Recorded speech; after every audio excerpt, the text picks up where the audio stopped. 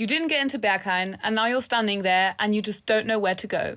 Don't worry, there are many more legendary techno institutions, and one of them, Tresor, is reopening on the 6th of May after 2 years. So let's have a look at the history of Tresor. Tresor is not only one of the longest running techno clubs, but it's one of the most tourist-friendly clubs in Berlin. So it's a great starting point to dive into Berlin's club scene. Tresor pretty much embodies the entire history of the city Berlin. Shortly after the fall of the Berlin Wall, the freshly united city entered a liminal phase of chaos and freedom, lacking regulations of any kind. On top of that, there were historically many empty spaces, and especially East Berlin became a playground for illegal squatters and creative free spirits. In 1991, Dimitri Hegemann and Achim Kohlberger discovered the basement of an abandoned department store, which at the beginning of the 20th century happened to be the biggest in Europe. Behind a 3-ton heavy steel door, they found a vault.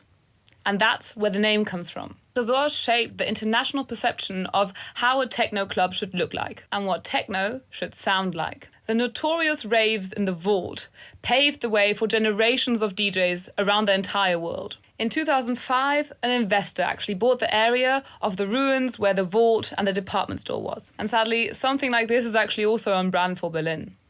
But don't worry, Dimitri Hegemann took the interior of Tresor and reopened 2 years later in an abandoned power plant in Mitte, just next to Kreuzberg. Now that's where it still is today. And if Tresor is too touristy or mainstream for you, don't worry, we'll dive into other underground spheres just in case.